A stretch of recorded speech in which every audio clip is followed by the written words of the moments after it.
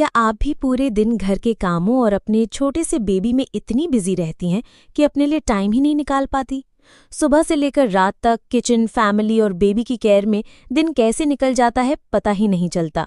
और ऐसे में जब बात अपनी पढ़ाई या करियर की आती है तो अक्सर मन में गिल्ट भी होता है और कन्फ्यूजन भी कि क्या अब पढ़ाई कंटिन्यू करना पॉसिबल है या ये सपना हमेशा के लिए पीछे छूट गया। लेकिन सच्चाई ये है कि अगर थोड़ा सा प्लानिंग और स्मार्ट रूटीन बना लिया जाए तो आप अपने सपनों को डीले किए बिना भी आगे बढ़ सकती हैं। घर और बेबी को संभालते हुए भी पढ़ाई पॉसिबल है, बस ज़रूरत है सही तरीके और डिटर्मिनेशन की। आज के इस वीडियो में मैं आपके साथ कुछ आसान टिप्स और एक सिंपल रूटीन शेयर करने वाली हूँ जिससे आप घर और बेबी के साथ साथ अपनी पढ़ाई को भी बैलेंस कर पाएंगी। ये टिप्स प्रैक्टिकल भी हैं और आपकी डेली लाइफ के हिसाब से बिल्कुल रियल भी। तो चलिए शुरू करते हैं और जानते हैं कि कैसे आप अपने सपनों को फिर से जी सकती हैं और अपने लिए एक बेटर फ्यूचर बना सकती हैं। मेंटली स्ट्रांग रहना और गिल्ट फील ना करना। देखिए, जब आप घर और बच्चे को संभालने के साथ पढ़ाई करने का फैसला करती हैं तो सबसे पहले आपको अपने मन को स्ट्रांग बनाना होगा। अक्सर मॉम्स को गिल्ट होता है कि शायद वह बच्चे को पूरा टाइम नहीं दे पा रही हैं या घर के सारे काम उतने परफेक्ट तरीके से नहीं कर पा रही हैं। लेकिन याद रखिए, आप सुपरवुमन नहीं हैं, आप इंसान हैं। अगर आपने बेबी को अपनी पहली प्रायोरिटी बनाया और स्टडी को सेकंड रखा तो इसमें कोई बुराई नहीं है। बच्चे की केयर सबसे ज़रूरी है, लेकिन इसका मतलब ये नहीं कि आपकी पढ़ाई बेकार है। आपने पढ़ाई को पॉज किया है, खत्म नहीं किया, और पॉज के बाद भी आप फिर से उस सपने को जी सकती हैं। हाउस होल्ड चोर्स में थोड़ा कॉम्प्रोमाइज़ करना पड़ेगा, हर चीज़ चमचमाती रहे ऐसा पॉसिबल नहीं है। हो सकता है कपड़े कभी लेट धुलें, खाना कभी सिंपल बने या घर पूरी तरह से स्पॉटलेस ना दिखे, लेकिन ये सब छोटी छोटी बातें हैं। असली जिंदगी परफेक्ट होम दिखाने से नहीं बल्कि अपने सपनों और फैमिली के बीच बैलेंस बनाने से बनती है। इसलिए गिल्ट फील करने की बजाय अपने आप पर प्राउड फील कीजिए कि आप अपने बच्चे को प्रायोरिटी दे रही हैं और साथ ही अपनी पढ़ाई भी जारी रख रही हैं। यही बैलेंस आपको मेंटली स्ट्रांग बनाता है और यही आपको आगे बढ़ने की एनर्जी देगा। डेली रूटीन लिखना। अब बात करते हैं एक बहुत ही इफेक्टिव हैबिट की, अपना और बेबी का पूरा डेली रूटीन लिखने की। देखिए, जब दिमाग में बहुत सारी चीज़ें घूम रही हों तो अक्सर हमें लगता है कि टाइम ही नहीं है, लेकिन जैसे ही आप सब कुछ पेपर पर लिख देती हैं आपको साफ दिखने लगता है कि कहाँ पर आपका वक्त जा रहा है और कहाँ से आप स्टडी के लिए थोड़ा सा समय निकाल सकती हैं। सुबह से लेकर रात तक आप छोटे छोटे काम लिखिए, जैसे कि किस टाइम बेबी उठता है, फीडिंग का समय, नैप का समय, घर के काम कब होते हैं, खाना कब बनाना है और आपका फ्री टाइम कब आता है। जब ये सब आप पेपर पर लिख लेंगे तो आपको क्लियरली नजर आएगा कि कहाँ कहाँ गैप्स है। सबसे ज़रूरी स्टेप है बेबी के सोने के टाइम को आइडेंटिफाई करना। हर बच्चा अलग होता है, लेकिन यूजुअली दिन में 2-3 बार नैप लेता है। यही आपके लिए सबसे गोल्डन टाइम है। अगर आपने पहले से तय कर लिया कि बेबी की नैप टाइम पर आप फ़ोन स्क्रॉल नहीं करेंगी, गॉसिप नहीं करेंगी, बल्कि वो 30-40 मिनट सिर्फ स्टडी को देंगी, तो धीरे धीरे ये आपकी हैबिट बन जाएगी। रात में भी अगर बेबी जल्दी सो जाए तो उस टाइम का थोड़ा हिस्सा आप अपनी पढ़ाई के लिए निकाल सकती हैं। शुरू में मुश्किल लगेगा, लेकिन जब ये रूटीन सेट हो जाएगा तो आपका माइंड भी ऑटोमेटिकली उस टाइम पर फोकस मोड में आ जाएगा। पेन एंड पेपर मेथड की सबसे बड़ी ब्यूटी यही है कि ये आपके दिमाग का बोझ हल्का कर देता है। जब सब कुछ लिखा हुआ होता है तो गिल्ट भी कम होता है, क्योंकि आपको पता होता है कि आपने दिन भर बेबी को टाइम दिया है और साथ ही अपने सपनों के लिए भी जगह बनाई है। बेबी के स्लीप टाइम का सही इस्तेमाल। अब सबसे इम्पॉर्टेंट पॉइंट आता है बेबी के स्लीप टाइम का सही इस्तेमाल करना। छोटे बच्चे दिन भर में लगभग 10 घंटे या उससे भी ज़्यादा सोते हैं, लेकिन अक्सर होता क्या है, जब बच्चा सो रहा होता है तो हम सोचते हैं थोड़ा फ़ोन चला लूँ, घर के कुछ काम कर लूँ या बस आराम कर लूँ, और धीरे धीरे वही प्रेशियस टाइम निकल जाता है।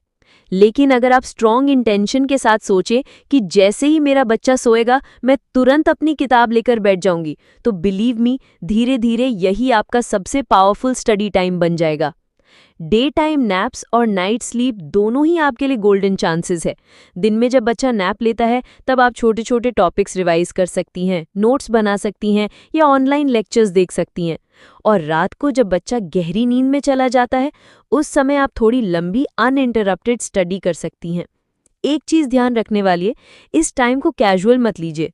जैसे ऑफिस जाने वाला इंसान फिक्स टाइम पर वर्क करता है, वैसे ही आपको ये माइंडसेट बनाना है कि बेबी का स्लीप टाइम इक्वल टू मेरा स्टडी टाइम। ये रूल क्लियर कर लीजिए। धीरे धीरे जब आप कंसिस्टेंसी बनाएंगी तो आपका दिमाग भी ऑटो प्रोग्राम हो जाएगा कि जैसे ही बच्चा सोता है आपको पढ़ाई करनी है।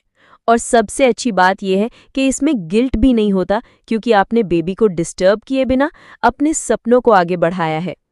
बेबी को एक्टिविटीज़ में इंगेज करना एक और बहुत प्रैक्टिकल तरीका है। बेबी को स्मार्ट तरीके से एक्टिविटीज़ में बिजी रखना। अक्सर मॉम्स ये सोचती हैं कि अगर बच्चा हर वक्त अटेंशन मांगेगा तो पढ़ाई पॉसिबल ही नहीं है।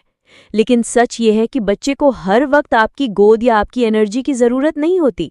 बस उसे सेफ और इंटरेस्टिंग तरीके चाहिए खुद को एंटरटेन करने के लिए। आप बेबी को एज अप्रोप्रिएट एक्टिविटीज़ में इंगेज कर सकती हैं। जैसे छोटे बच्चों को ड्राइंग बुक, कलर्स और पेन पेपर बहुत फैसिनेट करते हैं। उन्हें बस डूडल करने दीजिए, शेप्स बनाने दीजिए। इससे बच्चा खुद एंजॉय करता है और आप पीसफुली अपनी किताबों पर ध्यान दे सकती हैं।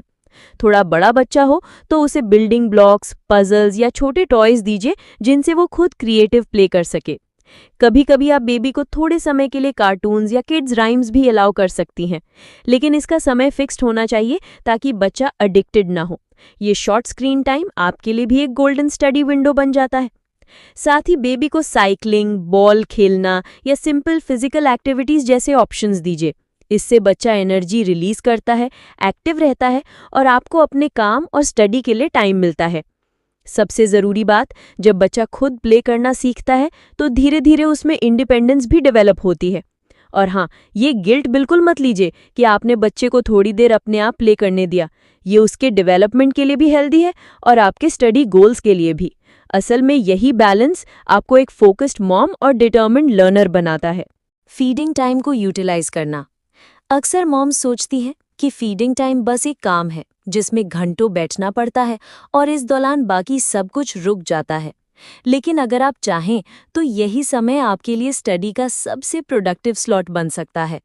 जब भी आप बेबी को फीड करा रही हों, उस वक्त आपके हाथ भले ही बिजी हों, लेकिन आपका दिमाग और ईयर्स फ्री होते हैं। इस समय आप ईयरफोन्स लगाकर करंट अफेयर्स के वीडियोस, ऑडियो लेक्चर्स या कोई भी स्टडी मटेरियल सुन सकती हैं। इससे दो फायदे होते हैं। एक तो आपका फीडिंग टाइम वेस्ट नहीं होता और दूसरा, आप धीरे धीरे बहुत सारी यूजफुल जानकारी अब्जॉर्ब कर लेती हैं।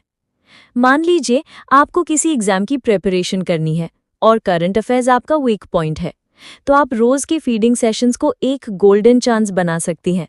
जैसे ही आप बेबी को फीड कराने बैठे, ईयरफोन्स लगाइए और डेली न्यूज़ एनालिसिस या रिवीजन लेक्चर सुन लीजिए।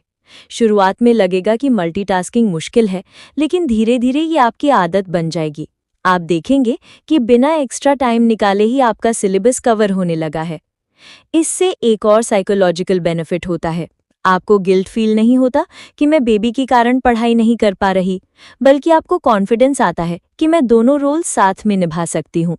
याद रखिए, स्ट्रॉन्ग मॉम वही है जो हर छोटी अपॉर्चुनिटी को यूज करना जानती है, और फीडिंग टाइम को स्मार्टली यूटिलाइज करना उसी का एक बेहतरीन एग्जाम्पल है। हाउस हेल्प लेना। अपने लिए टाइम और एनर्जी बचाइए। घर चलाना अपने आप में फुल टाइम रिस्पॉन्सिबिलिटी है। कुकिंग, क्लीनिंग, यूटेंसिल्स, मॉपिंग, ये सब काम रोज रिपीट होते रहते हैं। ऊपर से अगर आपका छोटा बेबी है तो नेचुरली आपकी एनर्जी पहले से ही बहुत खर्च हो जाती है। ऐसे में अगर आप हर छोटा बड़ा काम खुद ही करेंगे तो दिन के अंत में ना आपके पास एनर्जी बचेगी और ना ही स्टडी करने का फोकस रहेगा। यही वजह है कि अगर पॉसिबल हो तो हाउस हेल्प लेना बहुत स्मार्ट डिसीजन है। आप चाहें तो सिर्फ यूटेंसिल्स और मॉपिंग जैसे काम डेलीगेट कर दीजिए।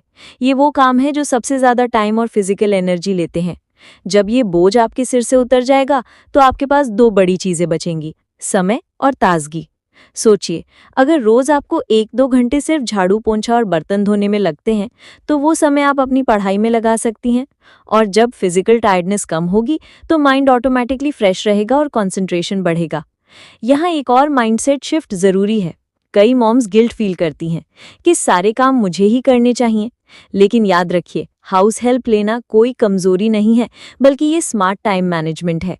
असली स्मार्टनेस यही है कि आप अपनी प्रायोरिटीज सेट करें और जहां हो सके वहां काम शेयर करें। जब आप खुद को थोड़ा फ्री करती हैं तो आप अपने बेबी और स्टडी दोनों को ज्यादा क्वालिटी टाइम दे पाती हैं, और यही बैलेंस आपके सपनों को पूरा करने की असली चाबी है। फैमिली सपोर्ट लेना। सबके साथ मिलकर बैलेंस बनाइए। एक औरत अक्सर ये सोच लेती है कि बच्चे और घर की पूरी जिम्मेदारी सिर्फ उसी की है, लेकिन सच ये है कि बच्चा सिर्फ माँ का नहीं बल्कि पूरे परिवार का होता है। अगर आप पढ़ाई कंटिन्यू करना चाहती हैं तो फैमिली सपोर्ट लेना बिल्कुल नॉर्मल है और इसमें किसी तरह की शर्म या गिल्ट महसूस करने की ज़रूरत नहीं है। कभी कभी आप अपने हस्बैंड से कह सकती हैं कि थोड़ी देर बेबी को संभाल लो, मैं स्टडी कर लूँ। या फिर इन लॉज को कह सकती हैं कि माँ जी, मैं 1 घंटे की पढ़ाई करना चाहती हूँ, क्या आप बेबी को देख लेंगी? ऐसा करने से ना सिर्फ आपको स्टडी का टाइम मिलेगा बल्कि आपकी फैमिली मेंबर्स भी बेबी के साथ जुड़ेंगे और बॉन्डिंग स्ट्रांग होगी।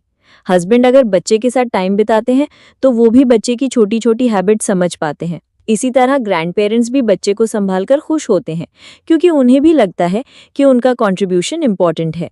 इससे 2 बड़े फायदे होते हैं। पहला, आपका गिल्ट कम होता है क्योंकि आप अकेले सब मैनेज करने की कोशिश नहीं कर रही हैं। दूसरा, आपका कॉन्फिडेंस बढ़ता है क्योंकि जब फैमिली आपके सपनों में साथ खड़ी होती है तो पढ़ाई करना और भी आसान हो जाता है। याद रखिए, सपनों को पूरा करने का रास्ता टीम वर्क से और स्मूथ हो जाता है। फैमिली को शामिल करना वीकनेस नहीं बल्कि एक स्मार्ट स्ट्रैटेजी है जिससे आप अपने बच्चे और अपनी पढ़ाई दोनों को बैलेंस कर सकती हैं। टारगेटेड स्टडी आवर्स फिक्स करना। किसी भी होम मेकर मॉम के लिए सबसे बड़ी चैलेंज यही होती है कि दिन भर के काम और बच्चे के बीच पढ़ाई के लिए समय कैसे निकाला जाए। लेकिन यहाँ याद रखने वाली बात यह है कि एग्जाम क्लियर करने के लिए एंडलेस घंटे पढ़ना ज़रूरी नहीं है, बल्कि फोकस्ड और कंसिस्टेंट स्टडी ज़्यादा इंपॉर्टेंट होती है।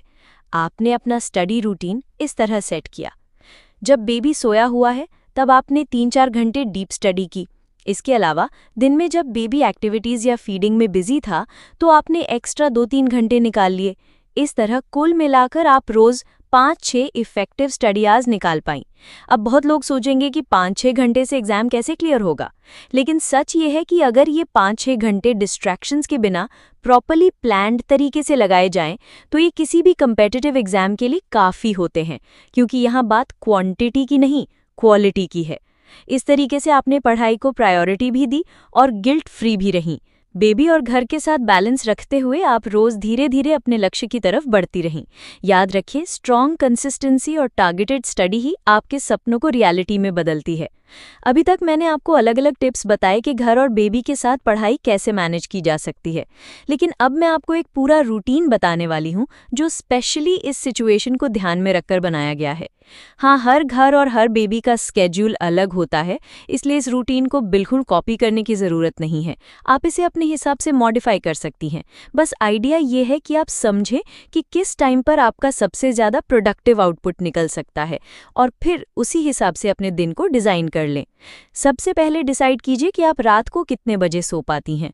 अगर आप 10 PM के आसपास सो जाती हैं तो 4 to 4:30 बजे उठना बेस्ट होगा। अगर आप लेट सोती हैं जैसे 11:30, 12 o'clock तक, तो अपना वेकअप 5:30 to 6 AM के आसपास रखिए।